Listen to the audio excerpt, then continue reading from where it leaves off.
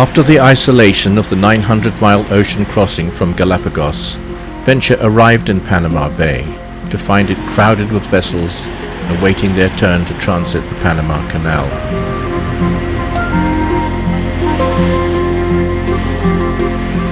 Storm clouds bloomed on the radar, and AIS was a great assistance in isolating the ships from the clutter. Distance from Fleming Lighthouse, 2.3 miles, bearing 112 degrees, over.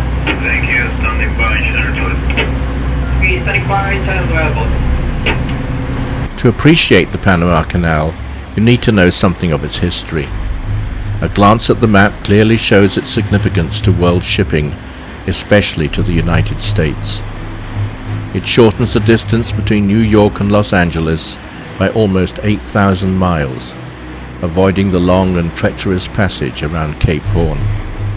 The French were the first to attempt construction of a sea-level canal in the 1880s, but despite heroic efforts and the loss of thousands of lives due to tropical disease, they were defeated by the terrain and the climate. The failure gave rise to courts of inquiry, cost thousands of investors their life savings, and ultimately brought down the French government. Motivated by its vital importance to their interests, the US, led by a determined President Teddy Roosevelt, then took over the task. Death from disease was recognized as a major factor, but the discovery in Havana that mosquitoes were largely responsible led to the curtailment of the horrific death toll. A disagreement with the government of Colombia was got around by fostering a revolution which resulted in that part of their country, through which the canal was being built, becoming the brand new nation of Panama. The most frustrating technical challenge was the digging of the Culebra Cut through the Continental Divide. Here the unstable ground kept collapsing into the excavations, burying equipment and months of work under mountains of rock.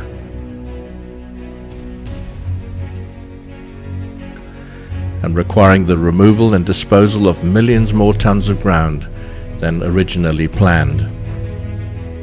Most critically of all, the sea-level concept was abandoned, and the canal, as finally built, consisted of a staircase of 3 locks at each end, raising ships up 85 feet above sea level to an artificial lake created by the damming of the Chagres River.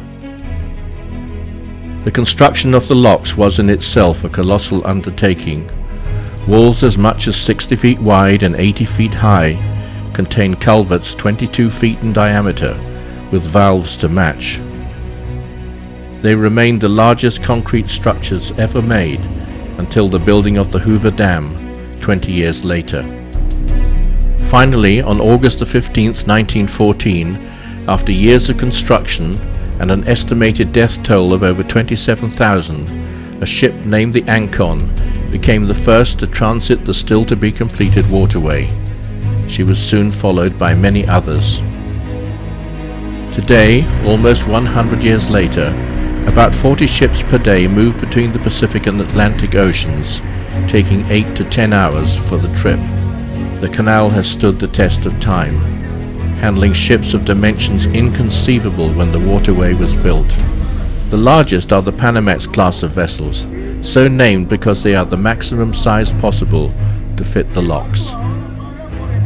This video was shot at the westbound Miraflores locks on the Pacific side, where there is an excellent visitors center, providing continuous commentary in Spanish and English. The ships and locks dwarf the people who minister to them. Ships move through the locks under their own power, but are held central by locomotives called mules.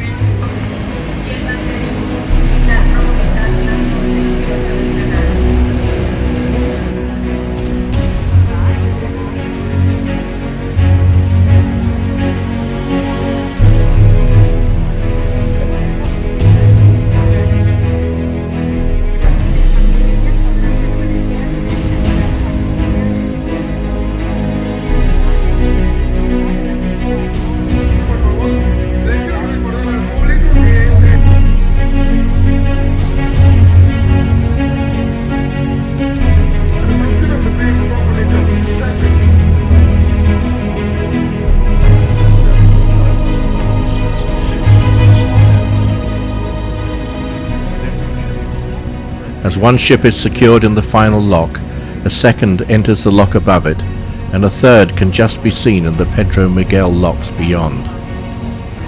Container ships are charged per container. A Panamax ship might carry 4,400 containers, resulting in a toll of around $260,000 per transit.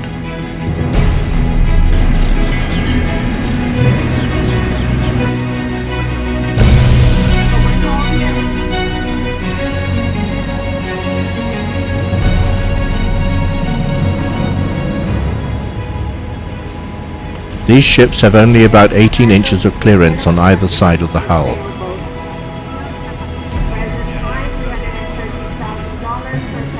Even on big ships, messenger lines with weighted ropework at the end, called a monkey's fist, are transferred by a well-aimed throw.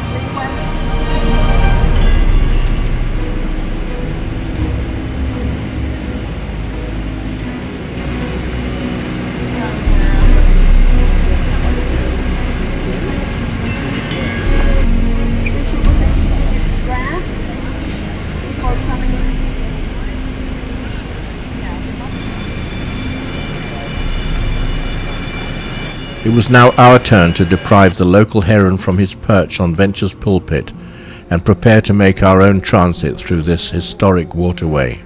Long blue mooring lines and heavy-duty fenders can be rented from the Canal Authority.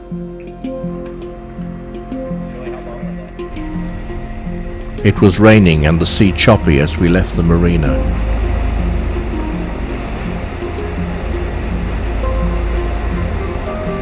The downtown skyscrapers of Panama City filled the skyline. The pilot vessel came out to meet us and the sports fishing boat that was to be our lockmate during the transit.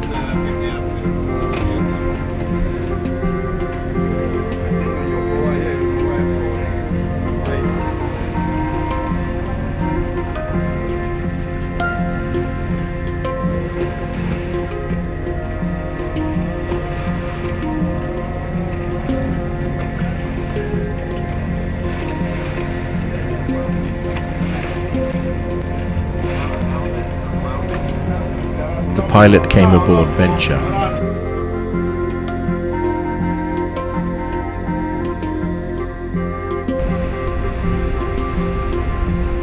We passed the sea buoy that marked the limit of the official canal zone. Ahead was the Bridge of the Americas. Following the building of the canal, this slender steel span was, until recently, the only bridge linking the continents of North and South America.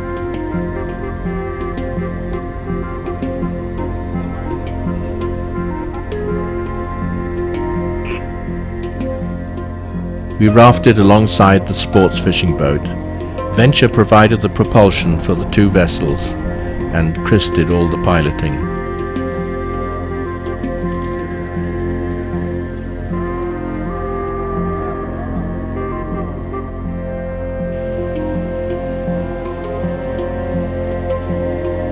We approached the first Miraflores lock on the Pacific side.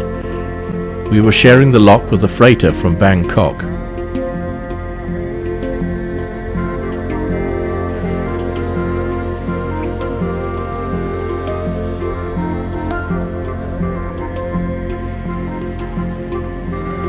The messenger line comes aboard.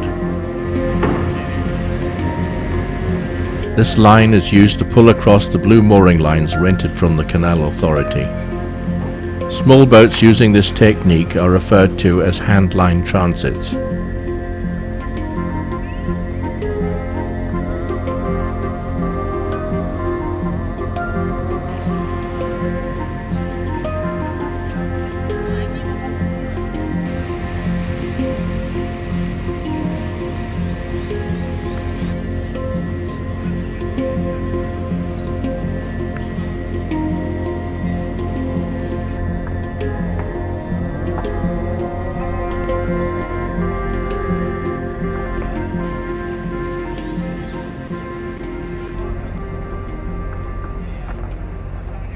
The massive gates swung shut behind us.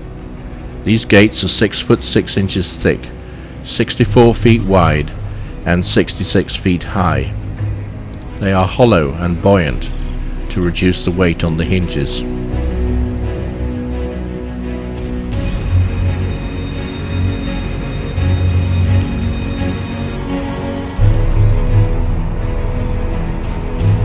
$26.7 million gallons of water boils in through the 22-foot diameter culverts, filling the lock in just 8 minutes. There are no pumps involved, and the water rushes in from the higher level in Gatun Lake by gravity alone. The lines are adjusted by the line handlers as the vessels rise. The lower locks have slightly more turbulence, as it is here that the fresh water from the lake meets the seawater from the ocean.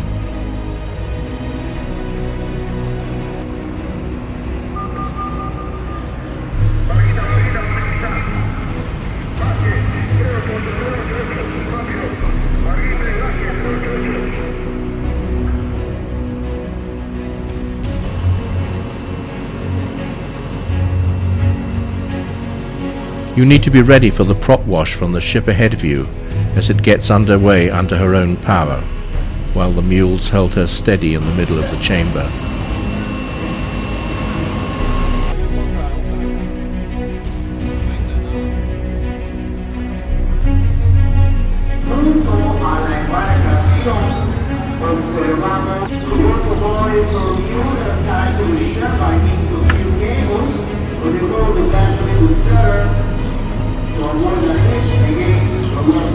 The building on the right is the visitors center. Webcams installed on poles on the roof allow you to watch canal operations in real time on the internet. In a few moments we will be able to see some of the pictures from those cameras. The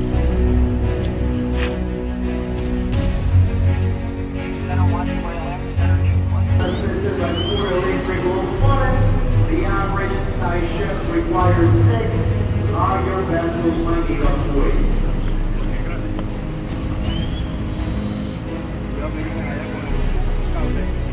We are now entering the upper chamber where there are double gates in case a ship should fail to stop.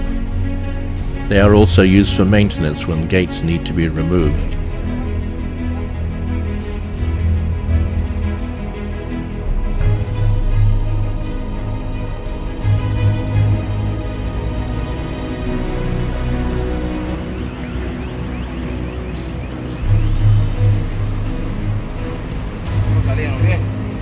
Bien pretty.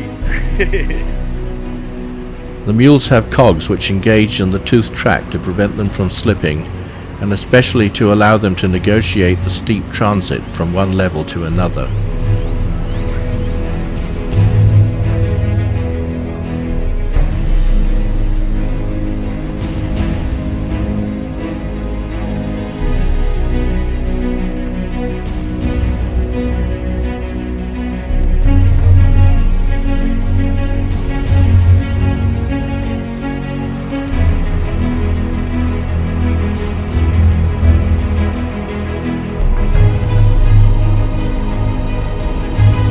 From the bowels of the lock, the visitors on the roof of the center just appear as a fringe around the parapet.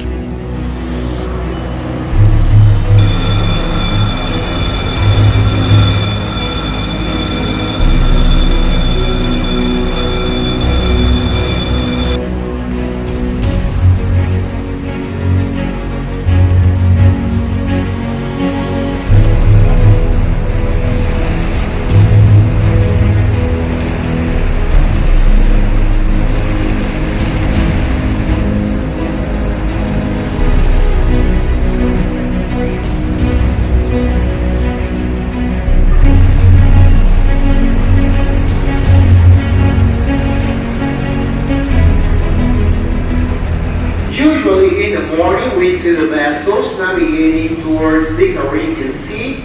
No doubt these vessels would go at night. They are small ships. This is a special luggage.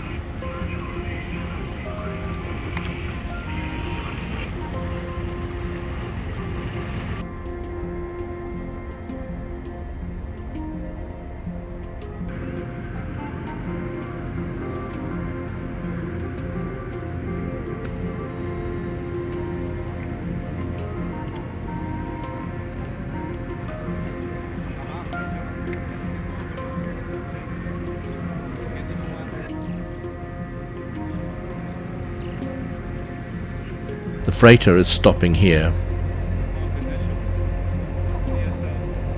The mules are lined up waiting for a bigger ship to pass through. We can now take another look at our transit, seen from the perspective of the webcams, using a series of stills captured off the internet by a friend in the US.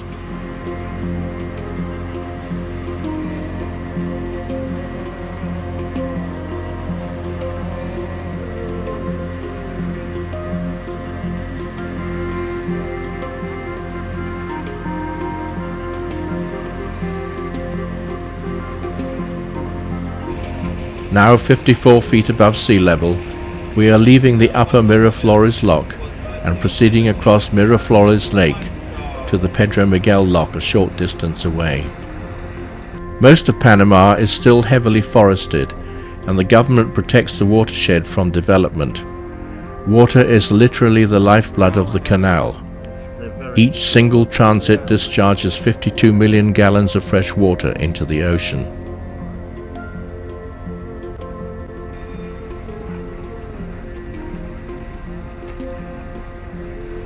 We are now in the Pedro Miguel Lock, which will raise us an additional 31 feet to 85 feet above sea level. The messenger line comes across.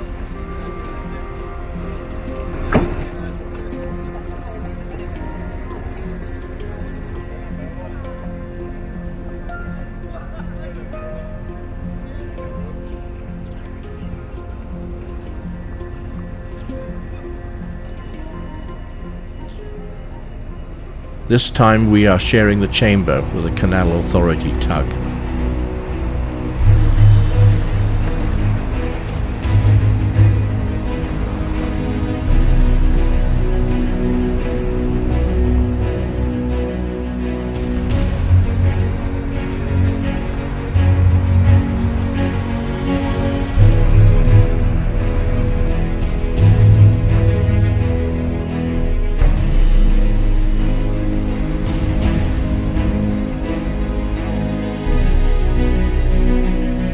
The gates are cracked open before the water levels have completely equalized in order to speed up the process.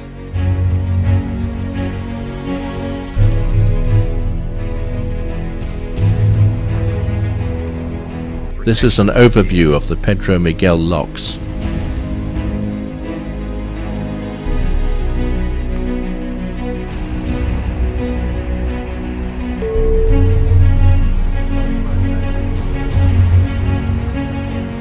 We are now clear of the Pacific locks and free to proceed independently towards the Culebra Cut and Gatun Lake.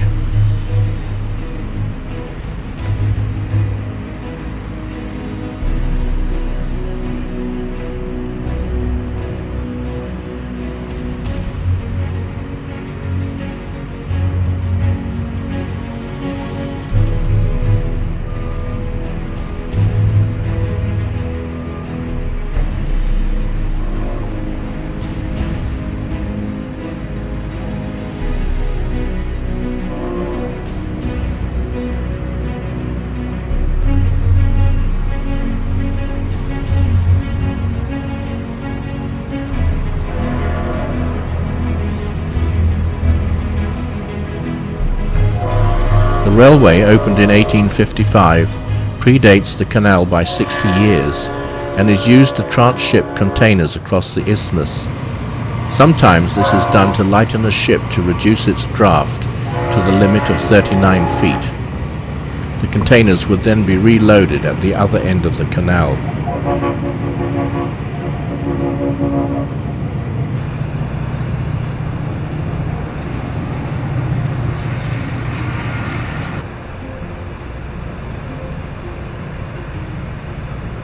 The earthworks you see are the early stages of a scheme to construct additional larger locks. The cost is estimated at $5.25 billion, which seemed like a lot of money until we learned how much banks and auto companies could lose in 1 month. In the distance we can see the Centennial Bridge, completed in 2004, providing the second road link. The new bridge now carries the Pan American Highway. We are now passing through the infamous Culebra Cut, which was the scene of so much grief during the building of the canal. This area is in the process of being widened. You have to expect to be in close proximity with much larger vessels in this relatively narrow section.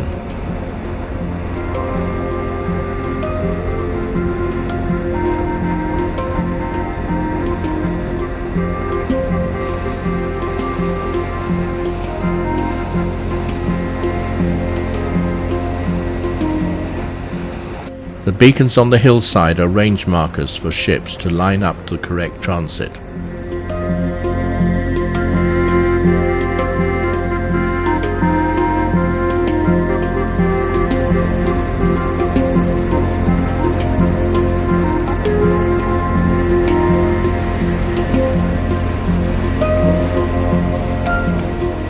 Vessels of all sizes can be seen on the upper levels of the canal.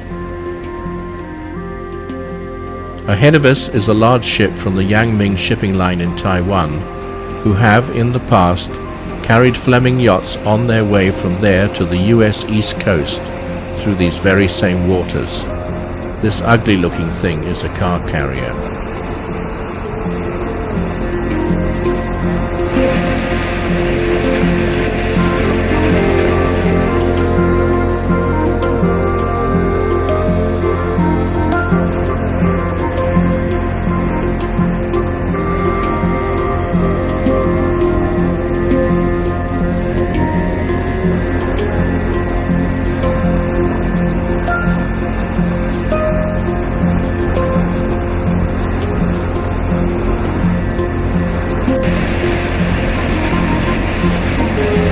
Normally you would never travel so close to big ships, but the pilot is quite unconcerned. This is not a view you see very often without the risk of having a heart attack.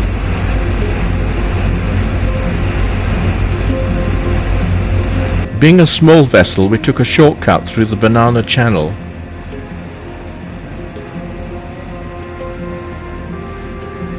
What you see here are the tops of trees drowned when Lake Gatun was flooded in 1913. The channel is well marked with frequent red and green buoys, but you must not stray outside its limits. We were now approaching the Gatun Locks, which are a flight of 3, dropping down 85 feet to sea level on the Caribbean side. Surprisingly, the Panama Canal runs essentially north-south, rather than east-west. In fact, as this map clearly shows, the Pacific end of the canal is actually east of the Atlantic end. When descending, larger vessels are placed aft of the smaller. There is much less turbulence when downlocking, as the water drains away by gravity into the chamber below it.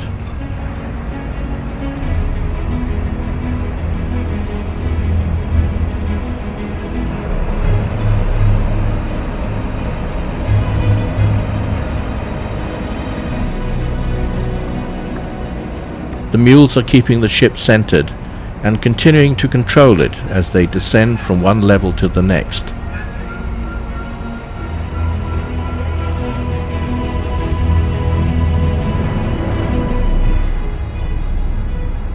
We have now exited the last lock and are at sea level on the Caribbean side. Our transit took 11 hours, including a 3-hour wait at Gatun Lake. It had been a long day, but an amazingly short time to make the 50-mile historic journey from the Pacific to the Atlantic. Ahead of us lay Grand Cayman, the Florida Keys, and the whole of the eastern seaboard of North America.